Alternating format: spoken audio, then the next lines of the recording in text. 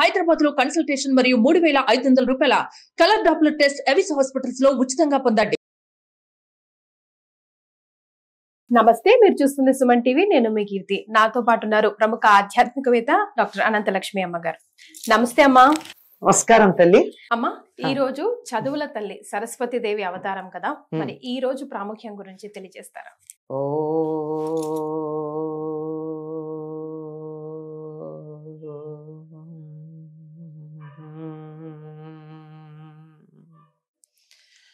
ప్రణో దేవి సరస్వతి వాజేభిర్వాజినీవతి ధీనామవిత్రియవతు అని మా బుద్ధులను చక్కగా ప్రచోదన చేసేటటువంటి సరస్వతిని మేము ప్రార్థిస్తున్నామని చెప్పేటటువంటి వేద రుక్కు ఉంది. ప్రత్యేకంగా సరస్వతికి సంబంధించిన రుక్కులు మనకి సరస్వతి సూక్తం అన్న పేరుతో ఉంటాయి. అంటే అక్కడక్కడ ఉన్న సరస్వతికి సంబంధించిన రుక్కులన్నిటిని ఒక చోట చేర్చి సరస్వతి సూక్తంగా చెప్తారు. అందులో మొట్టమొదటి చెప్పేటటువంటిది ఇది.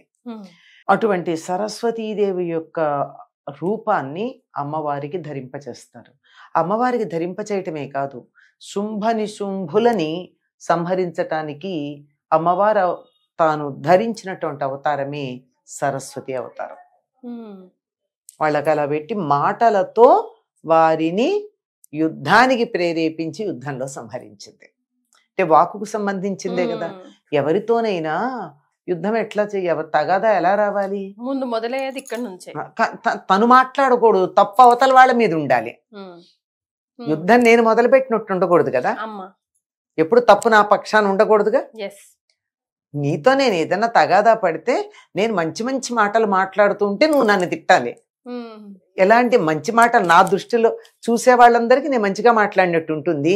కానీ నీకెక్కడో కోపం వచ్చేసి ఒక చెడ్డ మాట అంటావు, అక్కడి నుంచి యుద్ధం మొదలవుతుంది.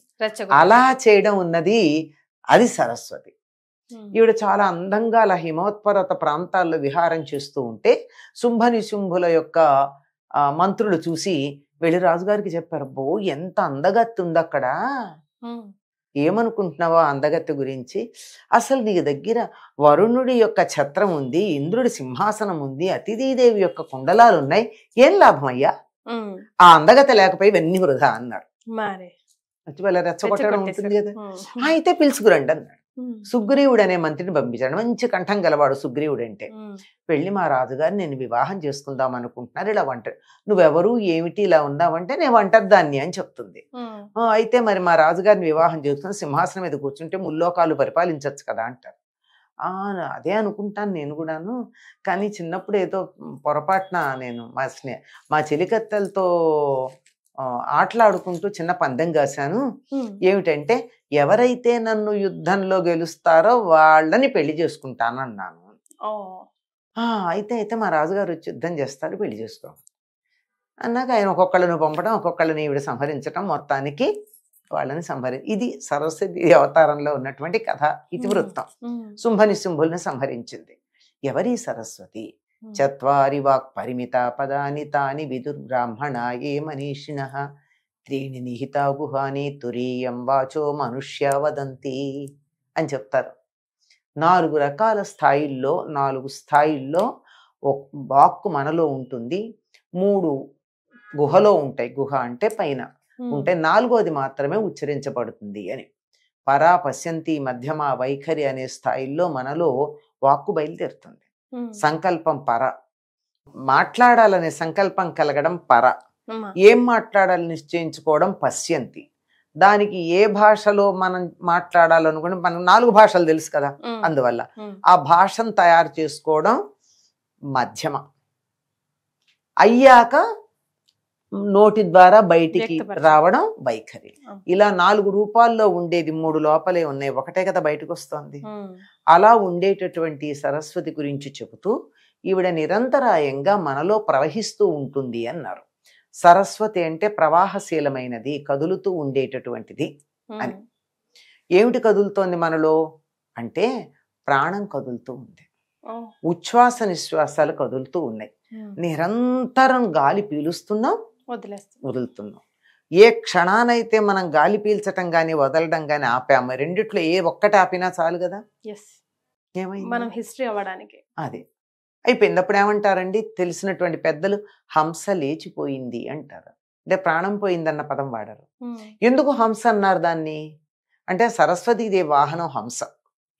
ఇలా ప్రవహించేటటువంటి ఈ ప్రాణశక్తికి హంస అని పేరు. ఎందువల్ల అంటే నేను గాలి పీలుస్తున్నాను, కొంచెం శబ్దం చేస్తే అని వస్తుంది, వదిలితే అని వస్తుంది.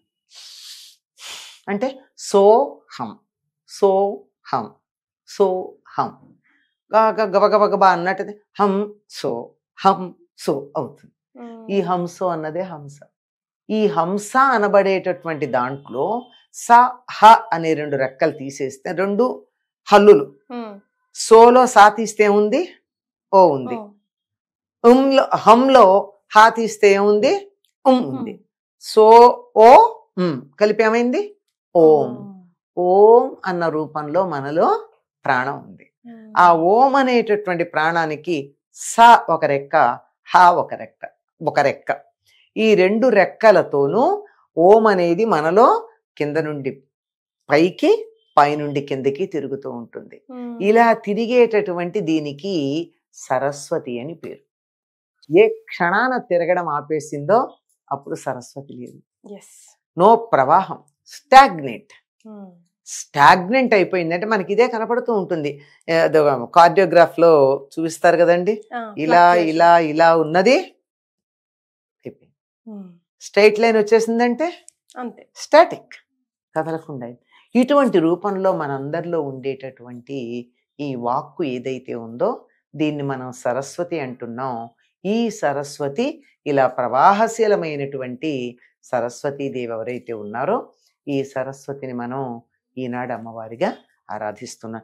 ఇదే సరస్వతి మూలా నక్షత్రం నాడు ఆవిర్భవించింది అని చెప్తారు.